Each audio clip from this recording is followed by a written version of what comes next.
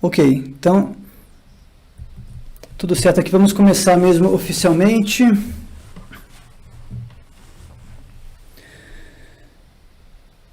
gente vai falar sobre esse tema de Bhakti, e eu tenho um PowerPoint aqui bem curtinho, com 4 slides, só para a gente visualizar melhor, né, esse conceito e as práticas. E também queria começar cantando uma música que vai nos ajudar a entender essa ideia. E essa música, ela é em português, mas ela é a tradução de uma parte, de uma passagem da Bhagavad Gita. Então, há um tempo atrás, não sei, talvez uns 10 anos, ou talvez até mais, um grupo de uns 30 músicos brasileiros se reuniram, né, liderados por Rogério Duarte, que foi um grande artista, né, líder e pensador brasileiro. Então, Rogério Duarte, ele foi o idealizador do movimento Tropicália, e ele também era um grande devoto de Krishna, uma pessoa muito dedicada. O nome de iniciação dele era Raghunatha Dasa. E uma das obras impressionantes que o Rogério Duarte fez foi justamente a Canção do Divino Mestre, que ele traduziu a Bhagavad Gita do sânscrito para o português em versos. Tá? Então ele colocou a Bhagavad Gita não só traduzida em prosa, mas ele versificou e colocou de maneira bem apropriada para poder encaixar com a musicalidade brasileira. E ele convidou vários músicos, né? Um grupo de uns 30 músicos famosos, como Gal Costa, Elba Ramalho, Geraldo Azevedo e tantos outros, né? E aí, uma dessas músicas, que então são todas passagens da Bhagavad Gita colocadas em português, é que a gente vai cantar aqui agora. É uma passagem do capítulo 9 que fala sobre como nós podemos transformar tudo que nós fazemos em Bhakti. Tá? Tudo pode ser conectado, tudo pode ser oferecido a Deus.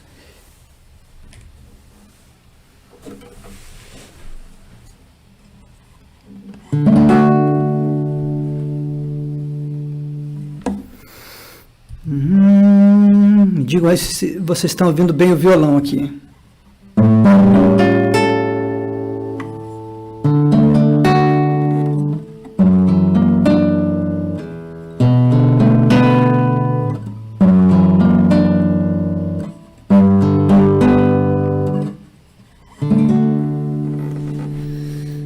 Ok? Então eu vou começar a música, não sei, ninguém ainda me deu o feedback aqui do violão.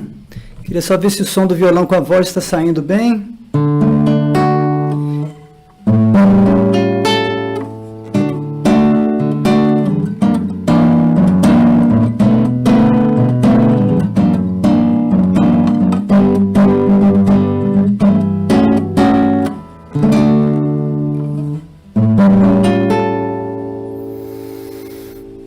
Ok, então começando.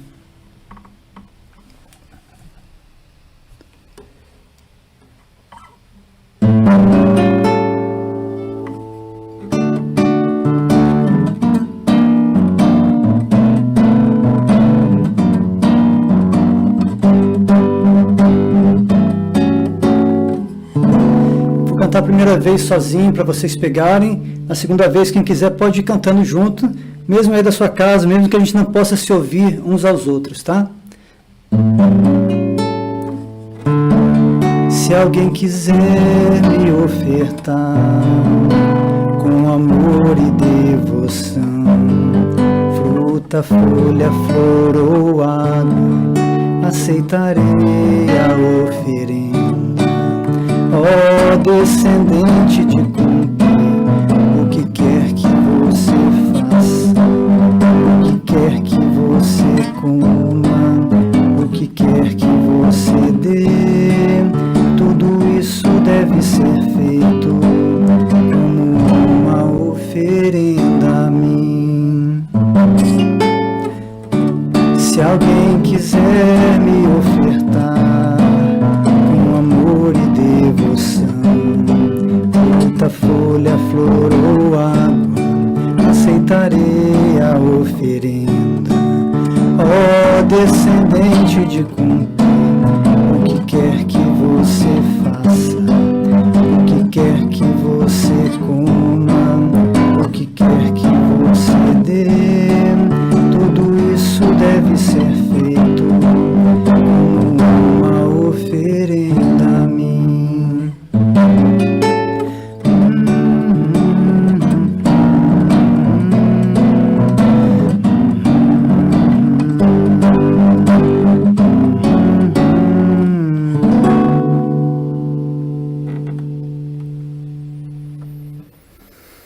Tá, então são 2 versos da Bhagavad Gita, como eu falei, do capítulo 9, verso 26 e 27, se não me engano.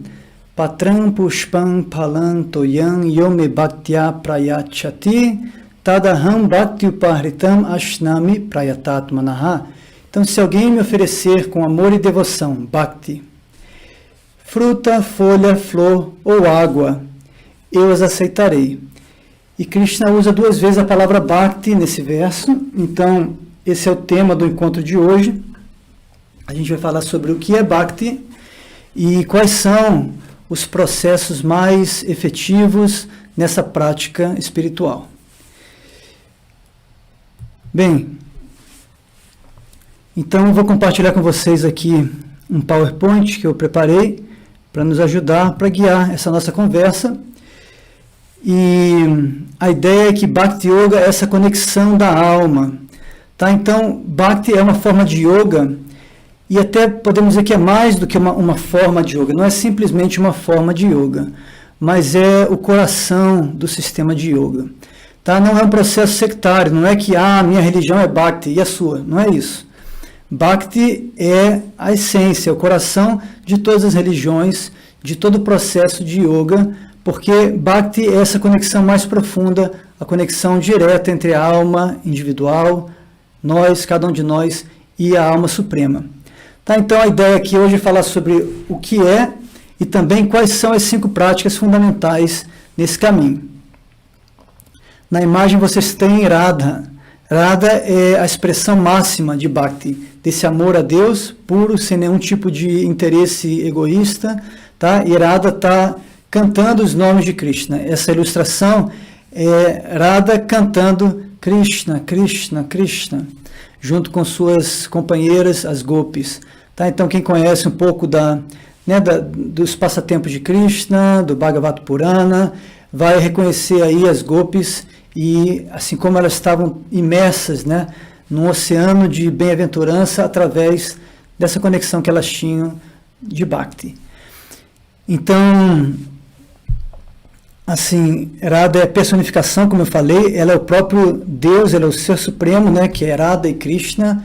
A gente não entende Deus apenas como um ser masculino, e sim como a verdade absoluta, que é Radha e Krishna combinados. Nessa outra ilustração, vocês têm Radha e Krishna cercados de seus associados no mundo espiritual. Uma ilustração aí de Goloka Vrindavana, do mundo espiritual, e lá Radha e Krishna no centro, rodeados pelas gopis, por suas companheiras ali, que estão cantando, estão dançando, estão servindo de várias maneiras ao casal divino.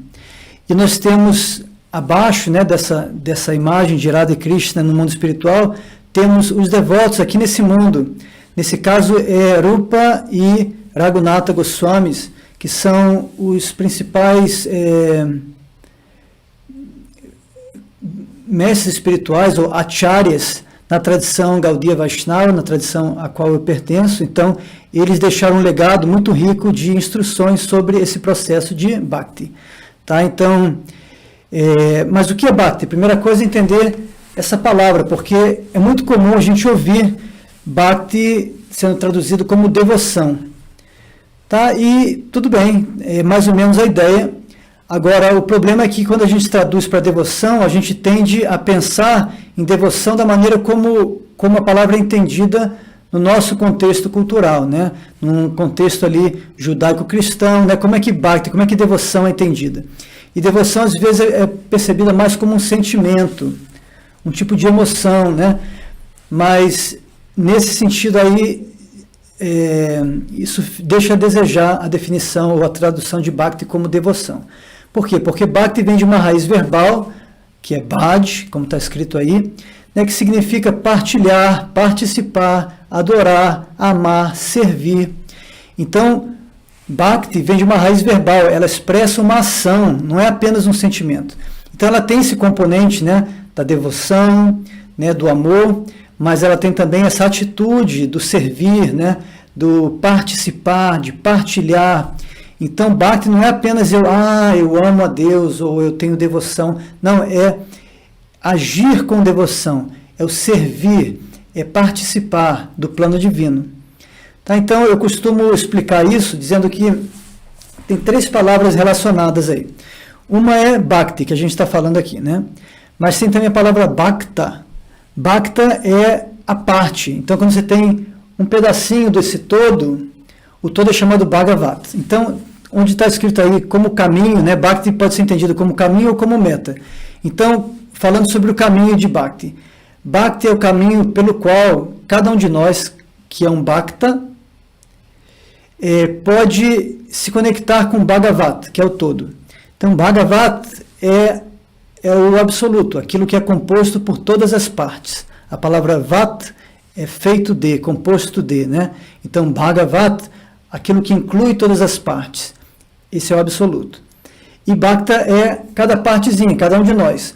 Então, quando nós tomamos consciência de que nós somos parte de um todo maior, e aí nós queremos fazer o quê? Nós queremos participar.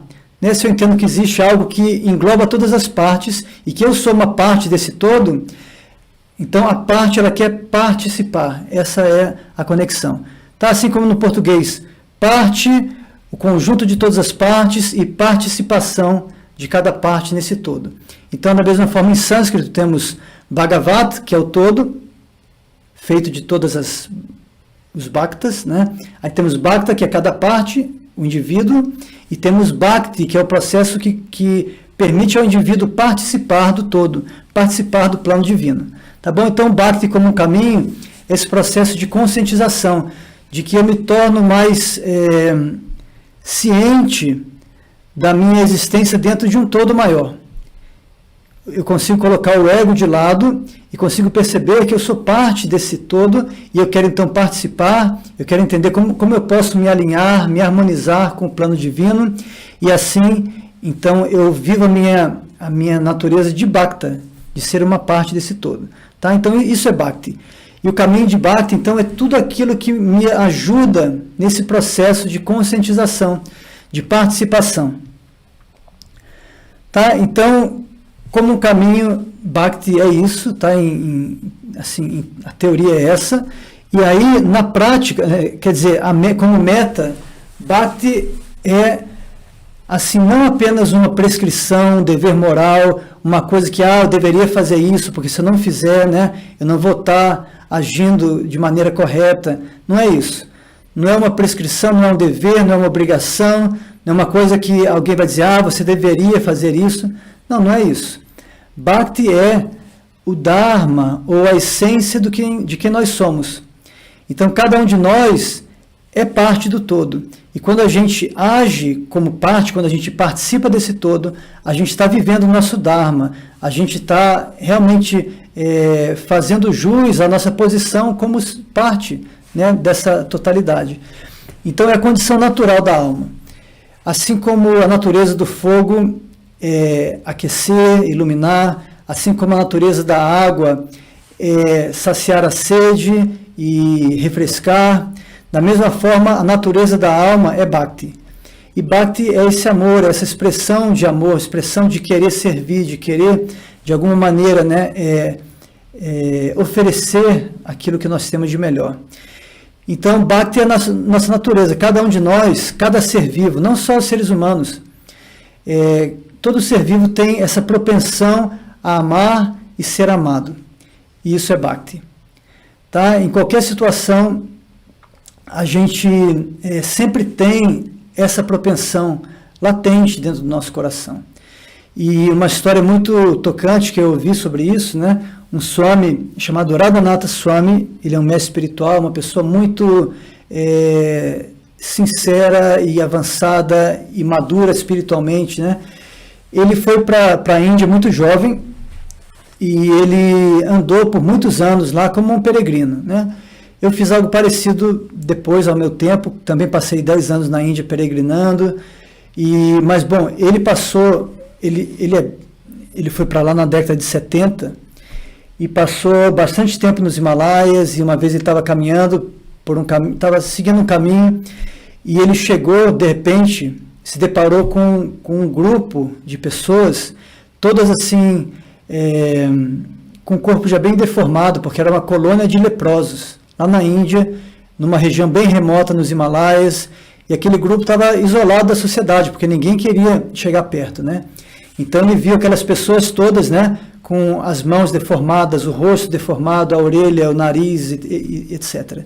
Então uma situação muito chocante, né, quando ele se deparou, ele, um jovem rapaz ocidental, de pele branca, e aí ele chega e esse grupo, assim, quando viu, ele veio para cima dele, mas ele era um andarilho, ele era um sado, ele já estava há algum tempo já na Índia, e ele não tinha posses, não tinha dinheiro, ele estava só com a roupa do corpo dele, né, uma trouxinha ali, e aí esse grupo veio pedir dinheiro, pedir alguma coisa, algum tipo de doação, cercaram ele, começaram a puxar ele, e depois quando viram que não tinha nada, aí saíram de perto, né, e ficou ele e uma senhora que já estava numa condição assim bem difícil, né, com o rosto já bem carcomido assim pela lepra, né, e assim o nariz dela era só um buraco, e ele fala que olhou e os olhos dele se encontraram, ele com essa senhora.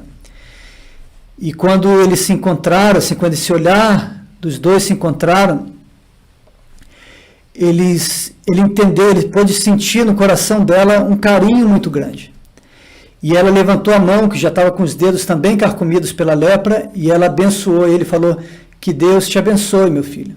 E repetiu isso algumas vezes.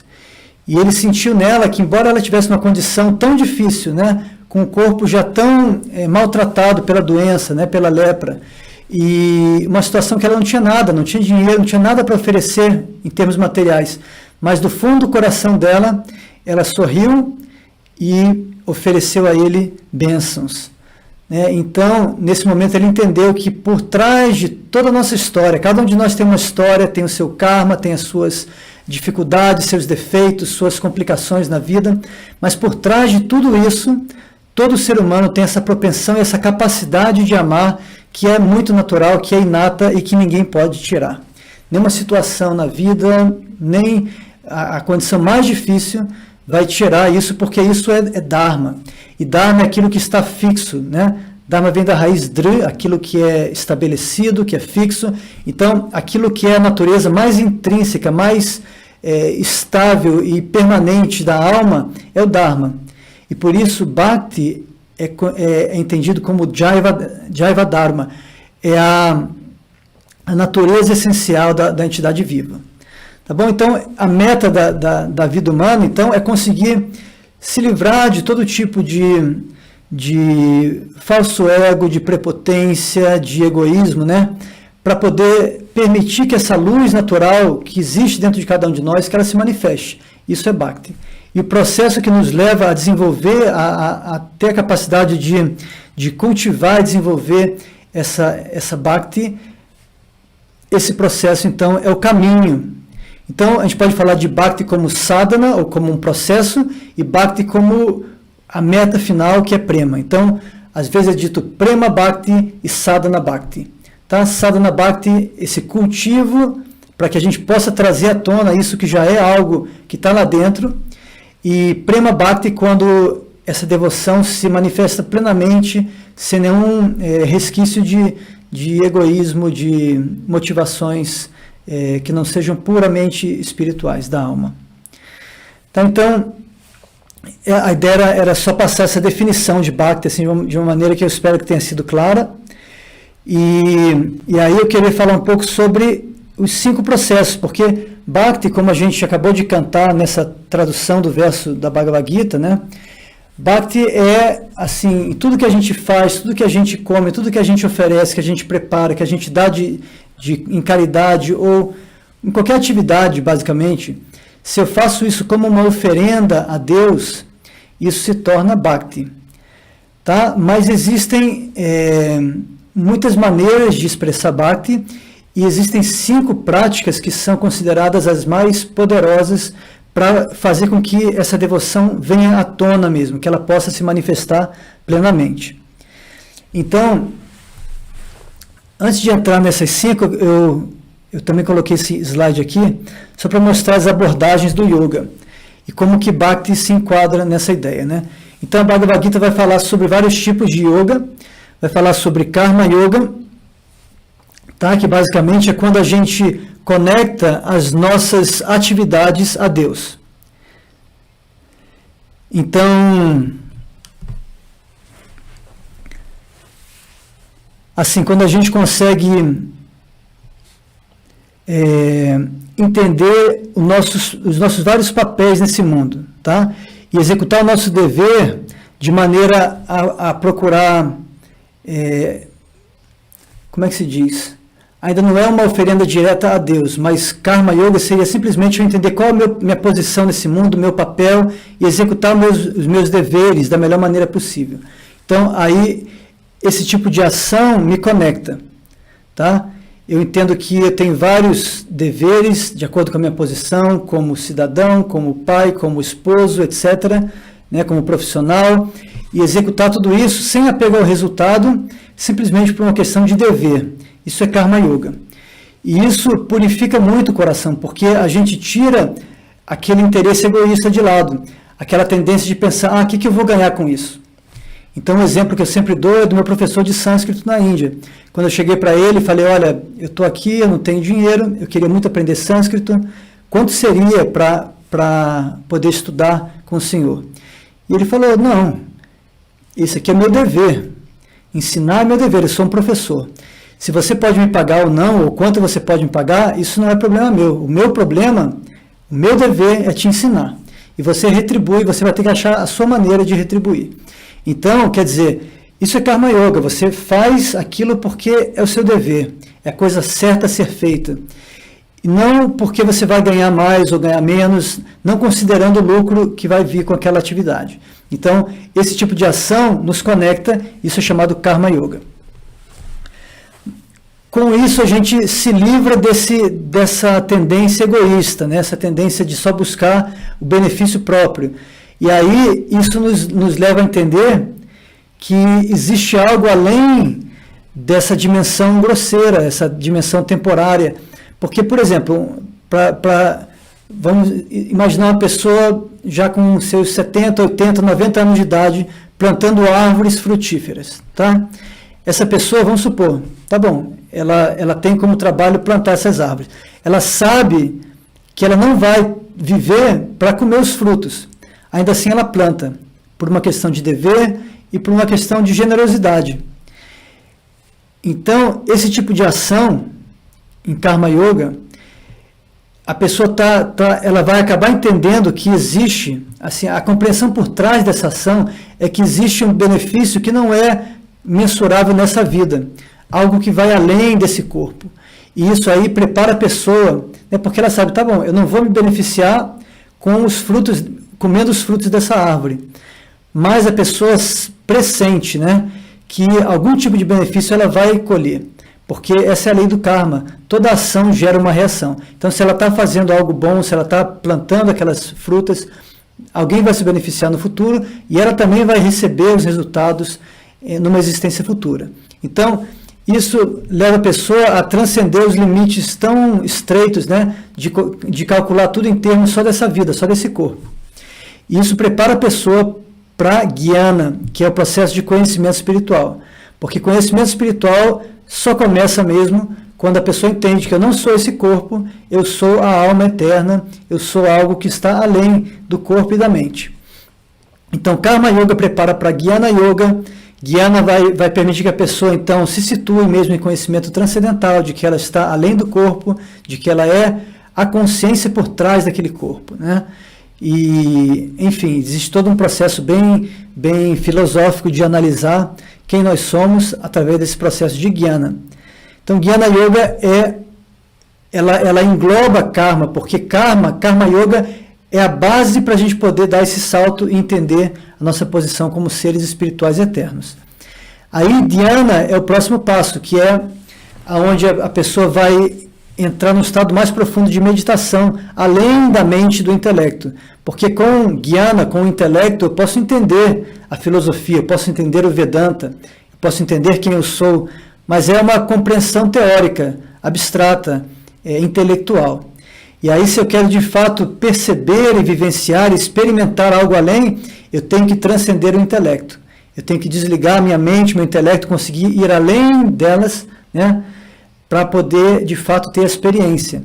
E isso é Dhyana Yoga. Dhyana é a meditação, e o processo de Dhyana também é precedido de outras etapas, né? Então, no processo de Ashtanga Yoga, descrito por Patanjali, e também descrito na Bhagavad Gita, capítulo 6, nós temos Yama, Niyama, que são as regras e regulações, né? Ali preliminares. Depois temos Asana, que são as posturas, como nós vemos aqui nessa foto, né?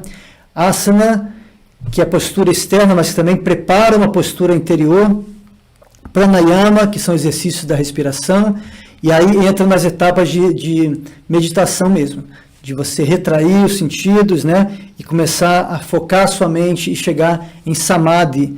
Tá, então esse é o processo de Dhyana, que você transcende a mente através de toda uma técnica, de um procedimento bem elaborado, que aí nos permite ir além do intelecto para entrar em meditação e perceber a alma, perceber o Paramatma, né, no nosso coração, a presença da divindade. E aí, Krishna, depois de explicar Karma Yoga, Jnana Yoga, Dhyana Yoga em 6 capítulos na Bhagavad Gita, no último no último verso do capítulo 6, Krishna diz assim: Yoginama pisarvesham madgatenantaratmana Shradavam bhajate yuman sameyukta tamo mataha. Então, de todos os yogis, né, Krishna explicou Karma Yoga, Jnana Yoga, Dhyana Yoga, aí ele fala, mas de todos os yogis, o mais intimamente conectado a mim é aquela pessoa que me percebe no seu coração e que me serve com amor e com fé, com convicção, né? Shradavam bhajate yuman, a pessoa que no seu coração me serve com convicção, com fé, com amor, essa pessoa é a que está mais intimamente conectada a mim em yoga. E aí, a partir desse ponto, Krishna começa a descrever no capítulo 7, Bhakti Yoga. Tá? Então, Bhakti vai incluir Dhyana, Jnana e Karma, porque Bhakti não é apenas um processo de yoga, Bhakti é essa totalidade, é a conexão completa da alma com Deus. Tá? Não através apenas de atividades, não apenas do cultivo do conhecimento, não através da meditação apenas, mas quando tudo que a gente faz, seja em termos de atividade, conhecimento, meditação ou qualquer outra coisa, tudo isso é feito com amor, de maneira a se tornar uma oferenda a Deus. Então isso é Bhakti. Bem, então Bhakti reúne todas essas qualidades, né, dos vários processos de yoga, e é a culminação do yoga. Mas como que a gente pode cultivar esse processo de Bhakti? Tá? Então, de uma maneira ou de outra, nós temos que absorver nossa consciência na divindade. E para isso, essas 5 práticas são enfatizadas. A primeira prática é ouvir sobre tópicos espirituais, que é o que a gente está fazendo aqui. Falar sobre a Bhagavad Gita, falar sobre os Puranas, falar sobre as Lilas de Krishna. Por exemplo, a última live a gente falou aqui sobre Damodara Lila, que é as atividades de Krishna quando ele era criança e como que a mãe dele queria amarrar ele pela barriga. Então, se vocês não assistiram, vocês podem voltar lá na playlist de live que tem no meu canal. Tá? Vai lá no canal do YouTube, tem uma playlist chamada Lives, e aí eu estou colocando todas as lives que a gente está fazendo lá, é uma live por mês, já tem umas 4 ou 5. Tá? Então, ou seja, a gente falou sobre a Lila de Krishna, a gente fala sobre os ensinamentos de Krishna, esse é o processo de Shravana, ouvir sobre tópicos espirituais. Ouvindo, a gente vai se iluminando uns aos outros, a gente vai aprendendo, vai refletindo. Então, ouvir é o começo. Tá? É muitíssimo importante a gente ouvir com atenção das fontes corretas. Então, vamos falar mais sobre cada um, deixa eu só passar rapidamente. Cantar os nomes de Deus é o foco maior aqui do nosso grupo, né? Porque a gente está dentro de um contexto de um curso de mantras, e o cantar de mantras, especialmente esses mantras que contêm os nomes de Deus, é o carro-chefe de qualquer prática espiritual na era de Kali. Aí viver um espaço sagrado, como é que a gente pode criar esse espaço sagrado, externamente, internamente, em vários níveis a gente pode fazer isso, tá? Aí cultivar relacionamentos espirituais, satsanga, também é muitíssimo importante, e adorar a Deus, puja, também é um processo bem interessante, não precisa ser nada sectário ou nada, não apenas um ritual, uma coisa vazia, mas algo que realmente faça sentido, que tenha um efeito, um impacto na nossa consciência. Tá, então, essas são 5 práticas consideradas as mais poderosas para despertar mesmo Bhakti no coração de qualquer pessoa. No Bhagavatam existem 9 processos que são enfatizados, né, que são a essência de Bhakti. Esses 9, eles podem ser subdivididos e expandidos em 64. Então, existe um texto chamado Bhakti Rasamrita Sindhu, que é focado justamente no tema de Bhakti, e que expande, então, em 64 atividades de Bhakti, Bhakti Yoga, né, de serviço devocional. E aí, no final, essas 64 práticas são resumidas nessas 5. Então, essas 5 práticas são, elas incluem todas as demais e são as mais poderosas porque, pela prática dessas 5, qualquer pessoa pode rapidamente despertar o amor a Deus. Então, bom, vamos pegar uma por uma. E a primeira prática é justamente ouvir, né? Então, Shravana, nós sempre temos a inclinação por ouvir ou ler, ou seja notícias, ou histórias, ou assistir uma novela, né? É uma propensão natural do ser humano. Agora, se a gente passa o tempo todo apenas ouvindo notícias mundanas, histórias mundanas, né? Assistindo novela, isso pode ser interessante como entretenimento, mas não vai necessariamente nos enriquecer como seres humanos, não vai nos trazer as lições que nós precisamos para crescer, para desabrochar a nossa consciência. Então, entendendo essa propensão, desde tempos imemoriais, os sábios da Índia, eles compilaram muitas histórias que vão falar sobre Deus e suas atividades e seus relacionamentos com os vários devotos, né? Então, nessas histórias, a gente aprende muitas lições práticas, e também vemos exemplificado, ilustrado, o relacionamento de Deus com vários tipos de devotos. Então, ali nós temos como que se fosse, não apenas um manual, mas realmente assim,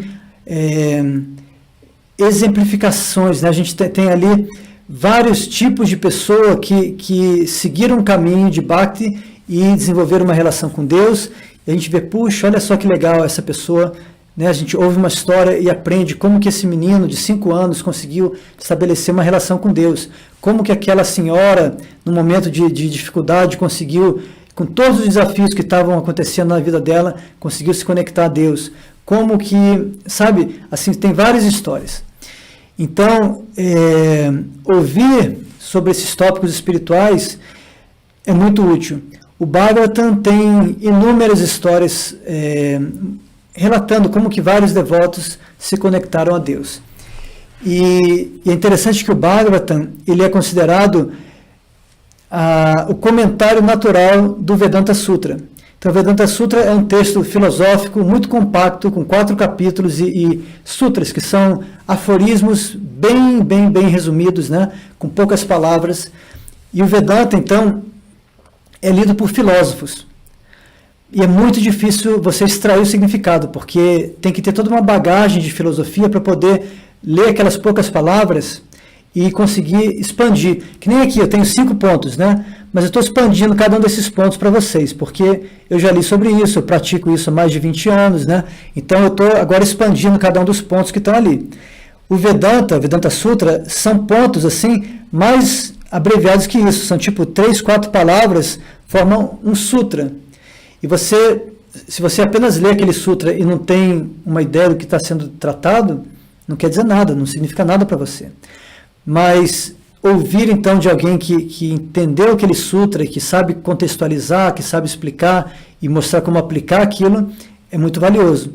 Então o Bhagavatam é o texto que vai falar sobre as atividades de Krishna e vai fazer isso elaborando ou expandindo o Vedanta. Então o Bhagavatam é o Vedanta expandido na forma de várias histórias, várias narrativas que pegam os ensinamentos essenciais que estão lá no Vedanta de maneira abstrata, filosófica, né, bem compacta, e são colocados na forma de história para que qualquer criança, qualquer pessoa possa entender. Então, ouvir sobre tópicos espirituais, Shravana, esse é o primeiro processo, é muito poderoso, é muito importante a gente ouvir como a gente está fazendo agora, também se reunir com devotos, falar sobre Krishna, ouvir sobre Krishna. Aqui em casa a gente tem uma prática, para quem tem filho, né, fica a dica, todo dia as crianças quando vão dormir, elas pedem uma história de Krishna. Então a minha esposa, ela está sempre lendo, né? Ela já conhece muito porque ela cresceu numa família que também vivia nesse ambiente devocional, então ela conhece as histórias do Bhagavatam de cor e assim, com detalhes, né? E também ela está sempre lendo para poder ter mais histórias e mais detalhes, mais nuances, porque as crianças querem ouvir, e elas ouvem 100 vezes a mesma história às vezes, mas assim, o Bhagavatam tem centenas, né? E aí vai sempre alternando. Então, a gente pode falar com os nossos filhos, com nossos amigos, sabe, um grupo de devotos, pode ter um grupo virtual, um grupo no WhatsApp, enfim, usar a imaginação e as ferramentas disponíveis para, de alguma maneira, a gente poder ouvir tópicos transcendentais. Porque senão a gente fica preso só em ouvir notícia mundana, e a gente vai ficando deprimido, vendo o que está acontecendo na política, o que está acontecendo não sei aonde, e o vírus, e é isso e aquilo, e aí a nossa consciência fica ali presa dentro de uma caixinha que é totalmente material e que não vai nos permitir esse desabrochar da consciência. Então é muito importante a gente ouvir sobre tópicos espirituais, ensinamentos espirituais, e esse é o processo de Shravana, fundamental no processo de Bhakti. Aí o segundo processo é cantar. Depois que a gente ouve, a gente canta. Então, cantar aqui no sentido mais amplo, não só de cantar músicas, mas também de descrever, de glorificar, de explicar. Então, o que eu estou fazendo agora para vocês é um tipo de Kirtana. Né? Kirtana eu estou glorificando, eu estou explicando, eu estou expandindo sobre o que eu já ouvi. E isso vai muito bem, esse processo de Shravana e Kirtana. Eu ouço, eu procuro entender, eu procuro vivenciar, eu procuro experimentar, e depois eu vou explicar isso para outras pessoas. Tá? Então essa combinação de ouvir e depois explicar, ou cantar, ou glorificar, é muito, muito, muito efetiva, né? Então, mas também isso inclui o processo de cantar os nomes de Deus, de cantar mantras, porque essa vibração sonora por si mesma vai nos purificar, vai nos iluminar, vai nos dar força, energia espiritual para que a gente possa prosseguir no caminho de Bhakti. Então, é muito importante. Na prática individual, eu posso, sozinho, de maneira mais introspectiva, cantar os nomes de Deus, que é chamado japa, né? O processo meditativo de recitar. Pode ser bem baixinho, pode ser até mentalmente. Eu posso repetir os nomes de Deus e com isso eu me purifico, eu me concentro, eu foco a minha mente em Deus. Né? Porque de uma maneira ou de outra a gente precisa absorver a consciência na divindade. Essa é a ideia. Então cantar individualmente, recitar os nomes de Deus na forma de rosário, na forma de japa, é muito poderoso. E também quando eu estou num grupo, eu posso cantar com instrumentos musicais, eu posso ter um grupo ali cantando, dançando, celebrando, né? Uma coisa mais expansiva, uma coisa mais dinâmica. Tá? Então esse processo de Kirtana, que também é muito importante. Então, ouvir e depois externalizar cantando os nomes de Deus. Esse aqui é o processo mais importante. Esse segundo, Kirtana, é o processo fundamental e mais poderoso na era de Kali, como a gente já conversou outras vezes, né? Então, tem várias referências escriturais explicando que na era das desavenças, da distração, da hipocrisia que a gente vive, chamada Kali Yuga, nenhum outro processo espiritual vai ter potência por si mesmo. Não que eles devam ser descartados, mas eles devem sempre ser acompanhados de Kirtana. Então eu posso fazer yoga, eu posso fazer puja, eu posso fazer cerimônia de fogo, eu posso fazer um monte de coisa. Mas esses processos eles só vão ter a potência que é necessária em Kali Yuga quando forem acompanhados pelo processo de cantar os nomes de Deus, cantar os mantras. Por isso que então os mantras são o carro-chefe, são assim o processo mais importante, chave, para puxar os demais processos de autorrealização. Aí nós temos o terceiro item. Bom, só não vou falar mais sobre o segundo, porque é um tema que a gente está sempre tocando aqui nas nossas conversas, tá? Mas vocês já entenderam, né, que é o mais importante. Então, indo para o número 3, viver em um espaço sagrado, um tirtha. Tirtha é um portal, vem da raiz tra, de cruzar, de atravessar, de transpor, né? Então a gente cria um espaço e aquele espaço se torna um portal para a gente poder transcender, um trampolim para a gente poder saltar dessa existência aqui material para a transcendência. Mas como que a gente cria esse espaço sagrado, né? Na Índia existem tirthas, existem lugares sagrados que são já há muitos milênios, né? Lugares especiais, onde aconteceram lilas divinas, onde Deus se manifestou de uma maneira ou de outra, onde pessoas santas vivem há séculos ou milênios, e esses locais onde tem toda essa energia espiritual concentrada, eles são tirthas. Então, quando eu fui a primeira vez para a Índia, eu cheguei em Vrindavana, por arranjo da providência, não sabia de nada, não conhecia Krishna, não conhecia nada. Mas por chegar em Vrindavana, que é aquele local sagrado, onde tudo ali revolve em torno de Krishna. Né? A cidade inteira, o local onde Krishna nasceu está ali, locais onde ele viveu, e templos que você não consegue nem contar, dizem que tem mais de 5.000 templos, numa cidadezinha relativamente pequena, e assim, a cada esquina, qualquer lugar que você for, você ouve os nomes de Deus sendo cantado, pessoas fazendo procissão, templos e pujas e tudo acontecendo ali. E com peregrinos vindo de todas as partes do mundo e da Índia. Então, visitar um lugar como esse é uma experiência muito forte, muito marcante, que pode transformar a vida da pessoa como transformou a minha. Em questão de menos de 10 dias, eu acho, ou 10 ou 15 dias no máximo que eu passei lá em Vrindavana, a minha vida se transformou. E assim, as impressões ficaram muito fortes, né, de tal maneira que eu voltei para o Brasil depois daquela primeira viagem, e eu sempre me lembrava de Vrindavana, lembrava das pessoas que eu tinha encontrado, e dos mantras, e do som, das imagens, dos templos, de tudo. Então, foi uma estadia breve, mas que ficou marcada para o resto da vida, né?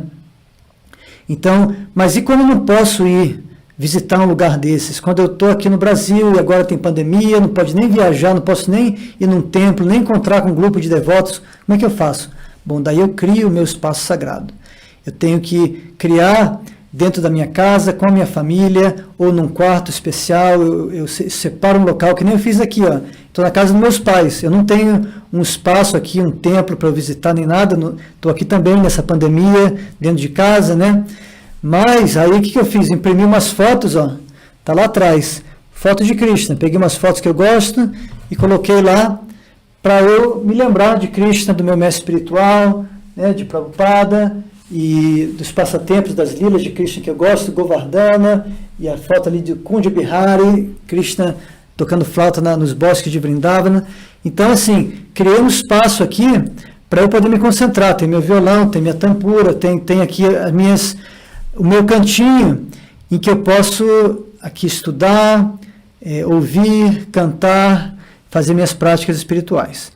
Tá? Então a gente pode criar esse espaço sagrado, que também é muito importante no processo de Bhakti, e quando possível, visitar um lugar sagrado como Vrindavana, ter essa experiência intensa de estar lá rodeado, né, imerso mesmo no ambiente espiritual. Aí nós temos aqui o número 4, que é cultivar relacionamentos espirituais, satsanga, é muito importante também. Eu acho que não é difícil entender o porquê, né? Diga-me com quem andas, que eu te direi quem és. Então, se a gente consegue ter um grupo de pessoas, né? Mesmo que seja um grupo pequeno, de amigos, de pessoas queridas, próximas, com quem eu posso abrir meu coração, eu posso ouvir a pessoa também quando ela está com alguma coisa que ela quer colocar para fora, né? Tem essa confiança mútua, tem esse companheirismo, né? Essa meta em comum, né? De que nós estamos querendo crescer como seres humanos, nos tornarmos cada vez versões melhores de nós mesmos, né? Entender o propósito da vida, avançar espiritualmente. Então, se eu tenho esse grupo de pessoas, no meu caso, a minha família já é um grupo seleto, porque as minhas filhas estão sempre pedindo para cantar mantra, estão pedindo para ouvir história de Krishna, sabe? Ela já tem, e a minha esposa é uma devota desde o nascimento. Então aqui dentro da família a gente já tem esse núcleo de Bhakti. E aí a gente tem amigos que também praticam o mesmo processo, que estão na mesma caminhada, que estão buscando, e a gente procura se associar quando pode, conversar, trocar ideias, né? Revelar a mente confidencialmente, dizer, puxa, como é que você faz isso, como é que você vivencia? Então, assim, essa troca, essa proximidade com pessoas que estão na mesma busca é muito, muito, muito importante. E por estar na associação, né, na companhia de pessoas assim, a gente naturalmente vai estar avançando, vai estar crescendo, vai estar tendo esse suporte, né, esse apoio para a nossa jornada. E aí, finalmente, adorar a Deus, puja, mas não apenas de uma maneira mecânica, ritualística, no sentido pejorativo da palavra, né? O ritual é bom, mas o ritual tem que ser significativo, ele tem que ser efetivo, né? Então, por exemplo, nesse mês de Damodara, uma coisa muito simples que a gente faz, assim, no final do mês passado a gente fez uma live explicando que a gente ia entrar num mês especial. Nesse mês, diariamente, qual que era a recomendação? As escrituras dizem que se você canta os versos para Damodara, que é o Damodara Ashtakam, que inclusive está gravado, né? Eu gravei no estúdio aqui com meu amigo Nitai Pada Kamala, a gente colocou no Spotify, colocou no YouTube, coloquei o link para vocês, se não tiverem, depois entra no canal, vocês vão ver lá o link do Damodara Ashtakam, eu chamei de Damodara Lila, a música, tá? Então, cantar essa música, que está lá com a letra e tudo para facilitar, né? Cantar essa música e oferecer uma lamparina de ghee diariamente para Krishna é considerada uma prática extremamente importante e poderosa nesse mês de Damodara. É um ritual, mas não é uma coisa vazia, não é uma coisa apenas formal, mecânica. Se eu entendo essa lila de Krishna, entendo os ensinamentos por trás dela, e aí eu canto essa música, né, o Damodarastakam, e ofereço uma lamparina para Krishna, eu estou a cada dia reforçando e relembrando e aprofundando essa minha meditação na lila de Krishna e nos ensinamentos que ela traz. Então, esse tipo de puja é muito significativo. E é importante ter alguma coisa, porque se a gente fica só na mente, é muito difícil manter a concentração. Então, às vezes, acender uma lamparina, e a gente vê, às vezes, para um adulto, talvez se a pessoa for bem disciplinada, concentrada, ela pode sentar, fechar os olhos, fazer uma coisa bem internalizada. Mas e uma criança, né? E eu mesmo, no dia que eu não estou assim tão concentrado, como é que eu vou fazer comigo mesmo, com a minha criança interior, com a minha mente que fica pulando para lá e para cá? Então, o simples ato de você acender uma lamparina e oferecer na frente de um quadro de Krishna, no nosso caso a gente estava sem quadro de Krishna, a gente desenhou, minha esposa desenhou, com as crianças coloriram e colocamos numa moldura. Então, durante esse mês todo, a gente tem o quadro que a gente desenhou de Krishna criança, né? E aí pega uma lamparina de ghee, oferece, enquanto a gente canta esses 8 versos para Damodara. É um ritual, mas é pleno de significado, e todo mundo ali, mesmo as crianças, elas estão plenamente cientes, né, do que elas estão fazendo. Então as crianças já ouviram essa história dezenas de vezes, elas contam para os avós, contam para os amigos, a história de Krishna Damodara. Então esse tipo de ritual. E aí, dependendo da nossa tradição, de repente alguém é budista, de repente alguém assim não importa, eu posso ser cristão, eu faço um ritual que tenha um significado real para mim, que realmente vá ter um impacto na minha consciência, que vai me ajudar a focar a minha mente em Deus. Então, nada disso aqui é sectário. Eu posso fazer uma adoração a Deus como cristão, como budista, como muçulmano, do jeito que for. Tá? Da mesma forma, eu posso cultivar relacionamento com outras pessoas que estão numa jornada espiritual. Eu posso criar um espaço sagrado no local onde eu vivo e até mesmo dentro do meu corpo, né? Cuidando do meu corpo, honrando esse corpo como um templo de Deus. Cantando os nomes de Deus. Eu canto o mantra Hare Krishna, canto outros mantras para Krishna, canto outros nomes também para outras formas, aspectos de Deus, mas a questão também não é sectária, porque a pessoa pode cantar mantra dentro da sua tradição. E o meu avô, por exemplo, e eu junto com ele, a gente cantava muito a oração de Jesus, né? Então, enfim, cada pessoa dentro da sua tradição pode cantar os nomes de Deus, que é um processo também universal, e ouvir sobre tópicos espirituais.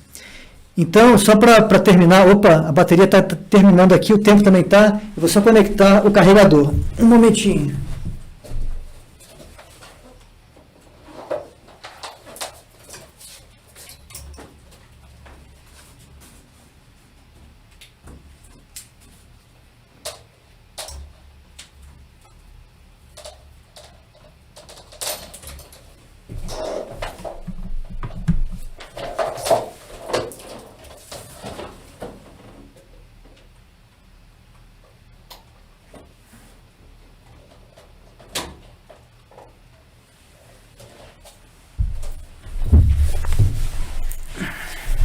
Ok? Agora temos bateria. Desculpa a interrupção. Então, falei dos 5 práticas fundamentais no processo de Bhakti. São práticas que cada um de nós pode aplicar no dia a dia. E também queria relembrar aqui uma coisa, para quem não está acompanhando o calendário, esse calendário védico, né, da Índia. Então, esse mês é um mês muito especial, como a gente falou na live passada. É muito importante ter uma prática espiritual bem feita nesse mês. E aí, os últimos 5 dias desse mês são os mais importantes. São considerados aquele momento de você dar aquela reta final, né? Como é que se diz? É a reta final mesmo. Você vai põe todo o seu empenho para poder realmente tirar o melhor proveito desse momento tão auspicioso. Então, a partir de amanhã, até o final do mês, nós teremos 5 dias em que nossas práticas espirituais elas são potencializadas. Então, eu queria reforçar o convite para vocês cantarem os versos para Damodara, oferecerem a lamparina se puderem em casa, ou fazer qualquer outra atividade espiritual que vocês tenham o costume de fazer. Tá? Então, aproveita esses 5 dias que vão entrar agora. E também eu gravei mais uma versão agora do Damodarashtakam, com a gente cantando e mostrando a família ali fazendo puja, né? Então, quem não viu ainda está lá online no YouTube, a nossa celebração desse mês, tá? Então, com um vídeo mais legal, é a mesma música, os mesmos 8 versos de Damodara, mas está lá agora para vocês ouvirem e verem essa cerimônia tão simples de oferecer a lamparina e tudo, né? Então, e aí, nesses 5 dias também, uma coisa que a gente pode fazer, eu queria convidar vocês a refletirem sobre esses 5 práticas de Bhakti, de Shravana, Kirtana, Tirtha Yatra, Satsanga e Puja. Tá? Ouvir, cantar, criar um espaço sagrado, cultivar relacionamentos espirituais e adorar a Deus. Então, fica o convite e, assim, aqui está a nossa esse aqui é o tema de hoje, eu acho que é bem prático, assim, a gente pode colocar isso, aplicar bem isso na nossa vida. E queria abrir um espaço agora para qualquer pergunta ou comentário que vocês tenham. Deixa eu ver se já apareceu alguma pergunta aqui no grupo.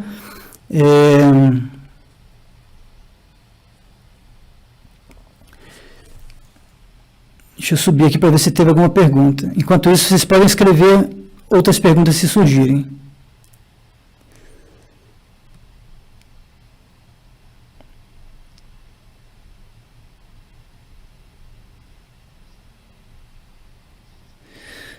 Ok?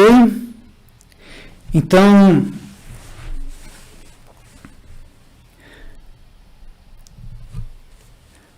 tá bom, não vejo nenhuma pergunta ainda, então ou a aula foi muito clara, o tema eu acho que é bastante claro, não tem mistério, né?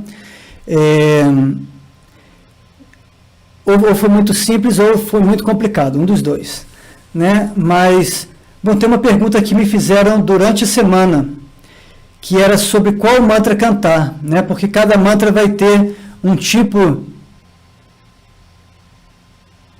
um tipo de mantra diferente. Então, surgiu uma pergunta aqui também da Valéria sobre na meditação mântrica se pode ser mentalmente um Mahamantra. Sim, pode ser feito mentalmente. A lamparina, o ghee é tradicionalmente usado, ele é valorizado, mas pode ser uma vela, pode ser uma lamparina de outro tipo de óleo também, tá? Não precisa necessariamente ser de ghee. Se você tiver uma vela em casa, pode oferecer uma vela. A ideia é que a gente está oferecendo a nossa alma, né? A luz da nossa alma. Tá bom? O horário, nesses 5 dias, é assim, qualquer horário que vocês tiverem. Tá? É buscar nesses 5 dias ter uma prática espiritual caprichada mesmo. Não importa o horário. O horário da manhã sempre é bom para meditar. À noite também é bom, porque a gente vai dormir, né, com essa energia espiritual. É muito bom. A gente canta aqui em casa toda noite antes de dormir com as crianças para preparar já para o sono. Mas vou responder então só uma pergunta aqui que fizeram durante a semana sobre qual mantra cantar, porque tem tantos mantras, cada um tem uma finalidade, cada um nos conecta com um aspecto da divindade. Então, assim, não existe uma resposta certa ou errada, não existe tem muitos mantras, as escrituras trazem esses mantras, eles não são invenções de seres humanos, eles são revelados nos textos sagrados. E cada tradição vai enfatizar certos mantras. Então, a minha tradição enfatiza o Mahamantra Hare Krishna com base na autoridade da Kali Santarana Upanishad e também de vários mestres espirituais ao longo da história, né, que enfatizaram, dizendo que em Kali Yuga esse é o mantra mais recomendado. Então, o texto da Kali Santarana Upanishad, ele resumidamente, ele diz o seguinte: Narada Muni, que era um grande sábio, ele estava vagando pelo universo, preocupado com o Kali Yuga que estava se aproximando. Ele pergunta a seu pai, que é o Demiurgo, Brahma, que criou todo o universo, pergunta para ele como que as pessoas em Kali Yuga, que é uma era tão difícil, tão cheia de hipocrisia, de desavenças, de distrações, como essas pessoas vão poder ter algum sucesso em vida espiritual? E aí Brahma responde dizendo: nessa era de Kali, não existe outro meio mais poderoso do que o cantar desse mantra Hare Krishna, Krishna Krishna, Hare Hare, Hare Rama, Rama Rama, Hare Hare. E ele continua explicando que, mesmo que você procure em todas as escrituras védicas, você não vai encontrar um processo mais eficaz na era de Kali quanto o cantar desse mantra. Então, existem outros textos também que falam coisas muito parecidas, que nós temos que cantar os nomes de Deus, que esse é o processo de Kali Yuga, que é aí que a gente vai conseguir realmente avançar espiritualmente. Então, com base na autoridade desses textos, a minha tradição enfatiza então o Mahamantra Hare Krishna. Outras tradições vão ter outros mantras que são enfatizados. E aí a questão de qual tradição você sente mais confiança, qual que você está conectado, e seguir essa tradição. Tá? Então não existe um mantra melhor do que o outro, uma tradição certa, outra errada. É questão de você escolher um caminho. E assim, não quer dizer que eu só cante o mantra Hare Krishna. Pelo contrário, aqui em casa a gente canta vários mantras. Porque na nossa compreensão, na compreensão desses textos, como o Bhagavatam, todos os aspectos da divindade fazem parte desse mesmo absoluto. Não são seres separados, entidades separadas. São aspectos de uma mesma verdade e estão todos aí para nos ajudar. Então, Krishna é a personificação última dessa verdade absoluta, mas qual o problema se eu quiser cantar para Shiva, para Ganesha, para qualquer outro aspecto, manifestação divina? Tá? Então, não existe contradição, desde que a gente tenha esse foco, né? A ideia, como a Bhagavad Gita e o Bhagavatam explicam, é que a gente vá na fonte, que a gente vá regar a raiz. Porque se eu ficar só olhando para as folhas da árvore e não regar a raiz, a folha vai secar. Então, se eu entendo a posição de todos os vários aspectos da divindade como sendo parte dessa grande, né, dessa grande verdade absoluta, então não tem problema. Eu foco na origem, eu rego a raiz, então a minha conexão é com Krishna, é com a fonte, e aí tudo tem seu lugar, tudo se encaixa perfeitamente. Tá? Deixa eu ver se tem mais alguma pergunta aqui. O Arthur Tourinho está perguntando se Rama veio antes de Krishna, por que o mantra começa com Krishna? Bom, daí depende de como você interpreta o mantra. Tá? Existe, na tradição Gaudiya Vaishnava, a palavra Rama, o nome Rama, não se refere a Ramachandra, que foi esse avatar de Krishna, esse rei que viveu, o esposo de Sita. Não é isso. Rama significa a fonte de todo prazer, significa aquele que dá prazer a Arada. Então, o mantra Hare Krishna é entendido na minha tradição da seguinte forma. São 3 palavras, Hare, Krishna e Rama. A palavra Hare é o vocativo, né? Sambodhana, para você que está estudando sânscrito, é o vocativo da palavra Hara. Então, Hara no vocativo fica Hare, assim como a palavra Radha fica Radhe no vocativo. Então, Hare é o Hara, o energia divina. Tá? É o aspecto feminino da divindade. Então, o Hara, o Krishna. Krishna é o aspecto masculino, é o todo atrativo. Então, o Radha, o Krishna, e Rama é entendido como Radha Ramana, aquele que dá prazer a Radha. Então, na verdade, é um chamado a Deus na sua forma de Radha e Krishna, o absoluto no seu aspecto feminino e masculino. Hare Krishna, Hare Rama. Rama sendo, então, aquele que dá prazer a Radha. Tá bom? Então, essa compreensão da tradição, existem versões desse texto, da Kali Santarana Upanishad, que mostram o mantra começando com Hare Rama e depois Hare Krishna na segunda parte. Num sentido não faz tanta diferença, porque é cíclico. Você vai ficar cantando ali essas palavras repetidamente. Então, se começou com Hare Rama, com Hare Krishna, dá tudo na mesma. Tá? Agora, no outro sentido, eu já vi uma vez uma pessoa questionar, até escreveu num artigo, que eu achei um artigo mal escrito, porque a pessoa não conhece bem a tradição. Então, embora seja um grande professor e erudito e tudo, mas ele estava falando sobre uma tradição que ele não conhece tão bem. E aí, ali ele fala do Mahamantra Hare Krishna e diz que os Hare Krishnas inverteram a ordem do Mahamantra. Eles pegaram Krishna, colocaram na frente porque eles gostam de Krishna e colocaram o Rama para trás. E não é nada disso. Então, na verdade, esse texto, a Kali Santarana Upanishad, é um texto que no norte da Índia, se você for buscar os manuscritos, né, você pode ir lá nos arquivos, nos museus, onde tem os manuscritos do texto da Kali Santarana Upanishad. No norte da Índia, esses manuscritos começam com o mantra Hare Krishna, Krishna Krishna, Hare Hare, Hare Rama, Rama Rama, Hare Hare. No sul da Índia, existem alguns manuscritos que invertem a ordem. Tá? Colocaram ali, porque existem variações de um manuscrito para outro. E aí, como o Chaitanya, que é o fundador da tradição Gaudiya Vaishnava há 500 anos, como ele viveu no nordeste da Índia, é claro que ele se apoiou no texto que estava disponível para ele, da Kali Santarana Upanishad, que começa com o mantra, colocando Krishna no início e Rama na segunda parte. Tá? Então, assim, o mantra é perfeito. A gente não tem que ficar buscando defeito no mantra e nem achando também que as pessoas estão adaptando, porque nenhuma tradição que se preze iria alterar o mantra. Mantra não se cria, mantra não se compõe, não se altera, você não muda uma palavra, uma sílaba do mantra. O mantra ele é recebido daquela maneira como foi revelado naquela escritura. Então, a tradição de Chaitanya segue esse mantra, como foi revelado na Kali Santarana Upanishad, e como os manuscritos lá no norte da Índia registraram. Tá bom? Então, é isso aí. Acho que não tem nenhuma outra pergunta, e também o nosso tempo já está completo aqui. Tem mais uma pergunta sim. Qual o valor da intenção em Puja? A intenção é o mais importante. A intenção, assim, o ritual externo é para nos ajudar a focar a nossa intenção. Então, se eu disser para minha filha de 3 anos, para ela focar a intenção dela em Krishna, isso não quer dizer nada para ela.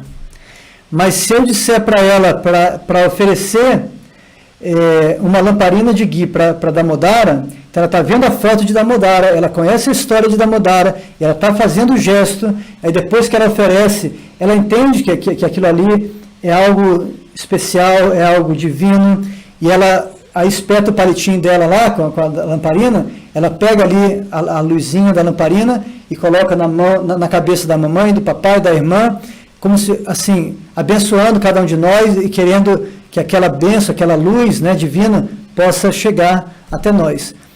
Então, quer dizer, um simples gesto ajuda a focar a intenção e ajuda até mesmo uma criança e até mesmo nós adultos, né? Vamos ser sinceros.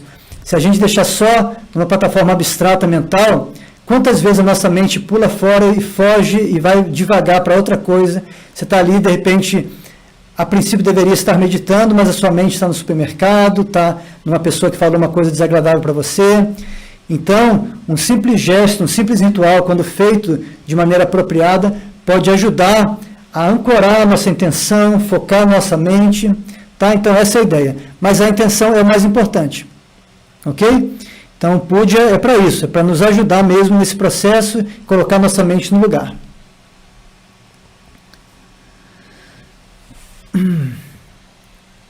Então, e fazer aquilo que funciona, tá? Se você não puder fazer uma coisa tradicional, védica e tal, mas procure uma coisa que funcione, que faça sentido para você, que te ajude nesse processo, tá bom? Vale mais do que você fazer uma cerimônia super elaborada, né? Ou alguém fazer para você, vamos supor que você contrata um brahmana para vir fazer uma cerimônia de fogo para você, mas se você não está entendendo, não está participando, não está conectada, e não está, se aquilo não estiver te ajudando a focar em Deus, aí não adianta muito, tá bom?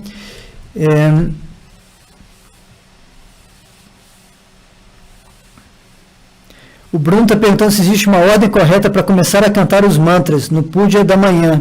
Por exemplo, geralmente começo com Om Gyana Timirandasya, aí depois canto Panchatattva, etc, né? Então, Bruno, existem, assim, dentro de cada tradição, cada mestre vai dar um programa espiritual para os seus seguidores, né, para o seu grupo. Então, dependendo do grupo que você for visitar, vai ter geralmente vai ter um livretinho ali com uma sequência de mantras que eles cantam, mas isso varia de grupo para grupo. Faz sentido você começar com o mestre espiritual, tá? Em termos de princípio, né? Você está falando, começa com a saudação ao mestre. Sim, então, começa com o mestre, porque o mestre é a nossa ponte, é a nossa conexão com Deus. Depois Chaitanya, no seu caso, né? Porque Chaitanya é o fundador da tradição Gaudiya Vaishnava. E depois aí você vai para Radha e Krishna, você vai para os outros mantras em que você se conecta a Radha e Krishna. Tá bom? Então, a ideia geral é essa, mas a sequência exata vai variar de um lugar para o outro. E mesmo dentro do mesmo grupo, às vezes, dependendo do local, isso tem uma variação. Mas o princípio você entendeu. Começa com o espiritual e aí vai aprofundando, vai chegando em Deus. Tá bom? Então, espero que esse tema ajude vocês. Aproveitem os próximos 5 dias, tá? Caprichem aí nas práticas espirituais, qualquer que seja a prática que você tenha em casa.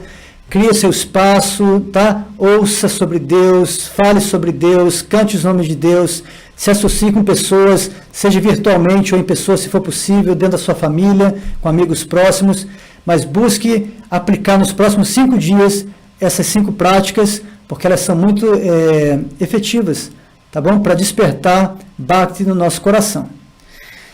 Então, mês que vem a gente se encontra mais uma vez para mais uma live dessas. Enquanto isso, a gente vai se falando aí pelo WhatsApp. Tá bom? Bom estudo para vocês. Harihi Om Tat Sat. Hare Krishna.